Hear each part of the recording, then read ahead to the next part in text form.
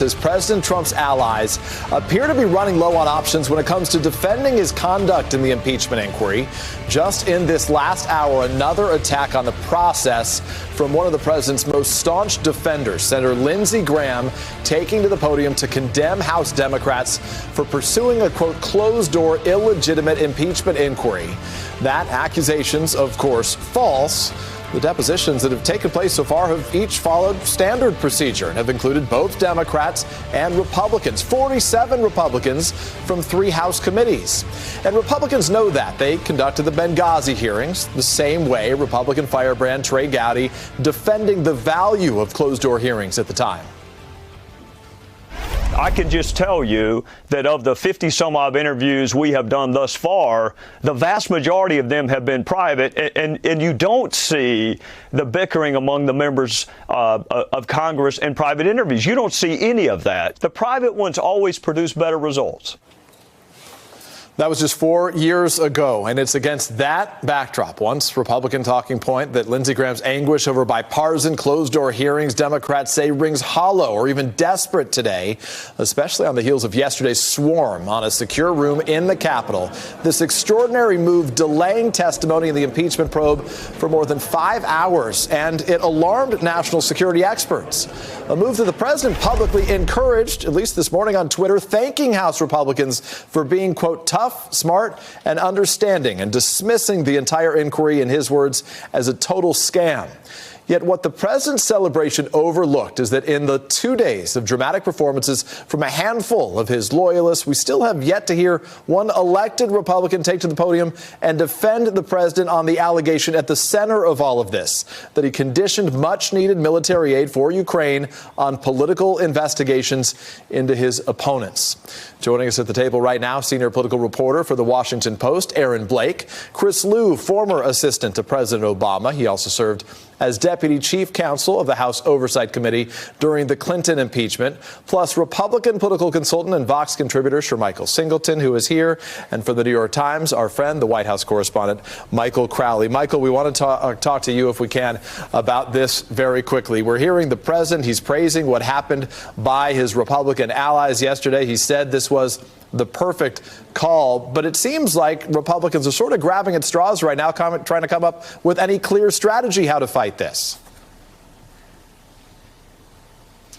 Yeah, I think you're right. And, you know, a wise Washington press person told me recently, not in the context of the Ukraine investigation, he was reflecting on his career doing press stuff. It was a long career, and he handled some very serious matters. He said, you know, when you can't argue on the substance, when you don't have a defense on the substance, you focus on the process. And this is just such a vivid illustration of that maxim. Republicans are really not trying to defend the president on the substance. They don't have particularly good counter arguments to the claims being made by these quite credible State Department, NSC, and other officials. So what they're doing is complaining that they don't like the process, that, you know, it's behind closed doors. I've noticed there's this talking point emerging that it's a Stalinist process, trying to overthrow the government and right. Even, I think, create intentionally a circus atmosphere by storming the committee room yesterday, making it seem like it's chaotic. But that's all process. It's not substance. And the president, as we know, as one of the president's closest allies said to me several weeks ago, he said, the president wants to see his people fighting. He says, when we're fighting, we're winning, no matter what the substance of that fight is right now. This is from the Washington Post, and this is the way the president views it, perhaps echoing that thought right there. Trump has complained in recent days that no one is forcefully defending him, and convened with House Freedom Caucus lawmakers Tuesday at the White House before they barged into the secure room. According to lawmakers and aides familiar with the meeting, Trump told them to take more aggressive steps to block the investigation, these people said. We heard the president on Monday, Aaron. He said he wants to see Republicans get tougher and to fight Then they went out there, they did what they did yesterday, today, saying, I love what you guys did on my behalf right now. And in fact, this is exactly what the president's calling for, right? It is, and it was notably missing for a few days there. I think that Michael brings up an important point here that the evidence that we've seen makes it very difficult to defend the president. But I also think that what we've seen over the last couple of weeks is those initial defenses that Republicans came forward with, especially the no quid pro quo defense. We had many Republicans out there saying, well, you know, there might have been something bad here, but there wasn't a quid pro quo. It wasn't that bad. Well, then we see Bill Taylor's testimony, and suddenly the rug is pulled out from beneath them. I think a lot of these Republicans are not maybe so much worried about defending him upon the present evidence, but worried about what the next evidence is going to be, making their current defenses look even worse. Aaron, as you write, the 6 defenses of Trump and Ukraine that have fallen apart or are just plain bad. I mean, this has been a repeated effort, one after another, and almost all of them have been erased to this point. Yeah, there's no quid pro quo, of course. There's lots of process arguments here that don't exactly make sense. I think that what we're seeing from Lindsey Graham here, especially, the idea that there's no due process here, the idea that, you know, the whole scene yesterday, the premise of it was that this stuff was happening in secret and it wasn't coming out. Well, there are 47, 48 Republicans who are authorized to go in there. That's about 1/3 of the Republicans in the House. Some of the Republicans yesterday who were protesting. Including, some I think of them it was are on the 12 committees. of them. Yes, exactly. So, and the other thing here is this is secretive right now. They've said they're going to release the transcripts eventually. This portion of the investigation is not akin to the trial. This is the investigative portion. I think some have compared it to a grand jury investigation, wherein the grand jury decides whether to bring charges, and then we actually have a trial which would take place in the Senate where they can cross-examine it and do all these things that are generally part of the trial process. And by the way, there could be some hearings. Democrats now suggesting this could happen as early as next month, a couple weeks away, that some of these people may be called back to publicly testify. The privacy right now also allows for some of the classified information to be detailed to them. Chris, we were just talking with Aaron about Lindsey Graham. One of the president's staunchest allies. Our reporting is that he was among several Republicans who were at the White House today talking about a variety of topics, Syria among them. But that's a topic for later in this hour, I suspect. Let me ask you right now, as we take a look at Lindsey Graham, to react. Take a listen. I think if we were doing this, you'd be beating the shit out of us. I think if a Republican were doing to a Democrat what we're doing, you would be all over me.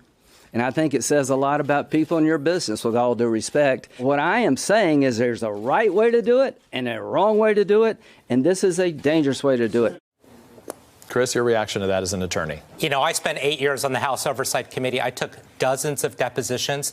Not a single deposition was attended by somebody who was not on the committee. And the transparency here is even broader than what we've talked about. It's not only the 47 other members. This could have been depositions just conducted by the House Intelligence Committee, but chairmanship widened that to include 2 other committees along the way. So it could have been potentially only a dozen Republicans. It's actually 47. And let's be honest, Lindsey Graham knows better. He was one of the impeachment managers during the Clinton impeachment, and he understands this is a different posture than both the Nixon and the Clinton impeachment cases, when there was a special counsel who had done months, or in the case of Nixon, years of investigation. Those investigative reports, along with the witness testimony, were provided to the House. In 1998, the House Judiciary Committee held no meaningful hearings before they impeached Bill Clinton. You brought up Lindsey Graham from the Clinton years, the impeachment process then. We happen to have that tape. Let's watch it. It is not your job to tell us what we need. It is your job to comply with the things we need to provide oversight over you. The day Richard Nixon failed to answer that subpoena is the day that he was subject to impeachment, because he took the power from Congress over the impeachment process away from Congress, and he became the judge and jury. Makes your case. Look, Lindsey Graham knows full well that, as Aaron said, the process right now is akin to a grand jury investigation. The House will determine whether the charges should be brought, and to the extent that there are witnesses called. Now, again, there might be witnesses in the context of hearings that are held by House Judiciary, but the real trial, quote unquote, happens in the U.S. Senate, and Lindsey Graham, as the chair of the Senate Judiciary Committee, knows that full well. So he's really just blowing smoke right now. Sure, Michael, some of the president's own allies are hearing this as they're watching Fox News right now. It's coming from, among other people, Judge Napolitano. For folks watching MSNBC, they won't recognize his face. But for Fox News viewers, including President Trump, it's a familiar one. Yeah. And here's the way he broke it down. Watch. Let me tell you what I did for you, Kilmeade. I read the House rules. Okay. And as frustrating as it may be to have these hearings going on behind closed doors, the hearings over which Congressman Schiff is presiding, they are consistent with the rules. They can make any rules they want. Well, they can't change the rules. They follow the rules. And when were the rules written? Last? In January of 2015. And who signed them? John Boehner. And who enacted them? A Republican majority. Sure, Michael, it's a problem for Republicans right now. Careful what you wish for. It is a problem, and I can guarantee you President Trump is not happy with those comments. But I think Aaron's reporting is very interesting here, because what you're beginning to see is Republicans are no longer trying to make cogent, substantive arguments about the actions. They're talking about the process. So the hope I'm imagining here is to sort of muddy the waters, create some skepticism within the base, create some skepticism within independents, particularly in some of those battleground states. There was recent data came out several days ago that only 7% of voters in Iowa found the impeachment inquiry to be a top issue. When you look at most of the battleground states in totality, it's not even a top 5 issue. So I'm imagining, strategically speaking, looking at purely at the politics, they're looking at those numbers and they're trying to figure out how do we create the most doubt possible to at least in some voters' minds raise that question of doubt, which they hope would benefit the president politically. Well, the president meeting behind closed doors, as we said, with some Republicans earlier today. He talked, according to Lindsey Graham, about this idea of fairness. And in my conversations with the president's allies, including White House officials in recent days, they say this idea of fairness is the one that sort of resonates. If you're sitting at home flipping channels, you're like, yeah, he's not getting a fair shake here. But it's to your point. This is about process, not about the details. And at some point, those details are going to be made public, either in a trial or perhaps with some public hearings going forward. Let me play for you how we may learn more specifics about this. The latest attack from the White House has been the idea that this was, in the words of the White House, I think it was what, a triple hearsay was the way they described it right now, okay? This is what we expect to hear as it comes to Timothy Morrison. He was one of the National Security Council directors in charge of Eurasia policy, that specific region as it relates to Ukraine and Russia. And this is from Taylor's testimony, Bill Taylor's testimony. It reads, Morrison went on to describe a conversation Ambassador Sondland, the EU ambassador, had with a Ukrainian official, Mr. Yermak, at Warsaw. Ambassador Sondland told Mr. Yermak that the security assistance money would not come until President Zelensky of Ukraine committed to pursue the Burisma investigation, effectively an investigation into the Bidens. I was alarmed, Taylor said, by what Mr. Morrison told me about the Sondland-Yermak conversation. This was the first time I had heard that the security assistance, not just the White House meeting, was conditioned on the investigations. Michael, their concern is that this was triple hearsay coming from this well-respected diplomat, the top diplomat in Ukraine. They're about to hear from the person who is a primary source on it, who experienced firsthand. Yeah, that's for me. For this, Michael. Please. Yeah, you're absolutely right. And they're just. I mean, this all goes back to the idea, as you suggested, triple hearsay. It was the whistleblower. He didn't know what he was talking about. I mean, those defenses have completely fallen apart. And there's really not much left for the White House or Republicans to do but to argue that this is not somehow an impeachable offense. But, I mean, even the response to Taylor a couple days ago saying that this was triple hearsay. I mean, Taylor, virtually none of what Taylor said was hearsay. I guess some of it was relayed to him by other officials. But, I mean, he was right in the thick of a lot of the process. He knew a lot of what was happening. And Tim Morrison is sitting there in the White House, national security top staffer for Russia. He's in these meetings. He knows what's going on the phone calls. So if anyone does have doubt about Taylor, who was there in Ukraine effectively acting as ambassador, there was no ambassador at the time because they had pushed out the ambassador, partly because of Rudy Giuliani seemed to be spreading unfair information about her. So Taylor is the acting ambassador in Kyiv. But Tim Morrison is right there in the White House. And by the way, Tim Morrison is a Bolton guy. John Bolton, who the president either resigned or fired, who looks like he was not disgusted happy about by the a lot way of this was all going down. I have to think that Tim Morrison shares some of that. That's right. Exactly right. Aaron, your thoughts?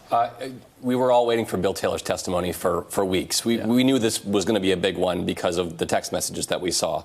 The next big witness is Tim Morrison, because he is the guy who can corroborate this testimony. But I also think it's important to remember here what Senator Ron Johnson said about this. He basically said pretty similar to what Bill Taylor testified to, which was that he had heard from Gordon Sondland that military assistance was in fact tied to these investigations, and he wasn't comfortable with it. So we basically have two sources who are attesting to that Gordon Sondland was involved in this. We have Sondland saying he doesn't remember making such requests to Ukraine. But if we get a third source here, and it's Tim Morrison, that's going to be a very significant set of circumstances. I want to read for you and those at home right now from Peter Baker, a friend of the New York Times, who talks about the president's war on the deep state that dates back to even before his presidency. But of course, he says it's just been inflated over the course of this time in office. He writes, over the last 3 weeks, the deep state has emerged from the shadows in the form of real live government officials, past and present, who have defied a White House attempt to block cooperation with House impeachment investigators and provided evidence that largely backs up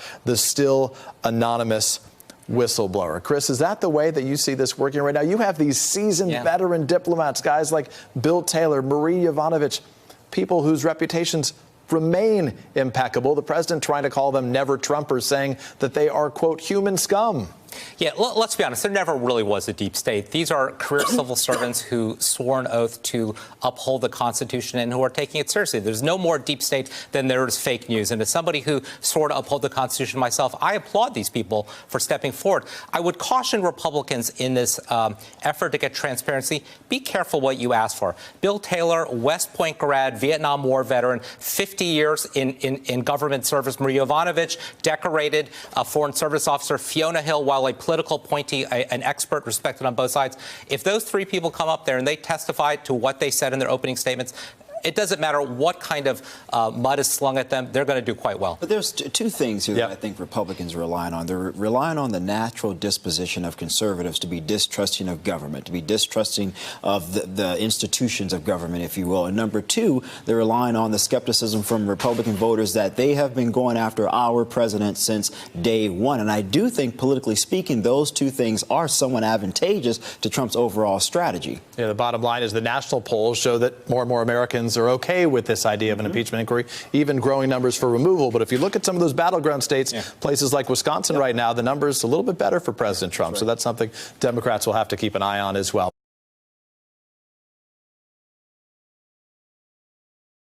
Hey there, I'm Chris Hayes from MSNBC. Thanks for watching MSNBC on YouTube. If you want to keep up to date with the videos we're putting out, you can click subscribe just below me or click over on this list to see lots of other great videos.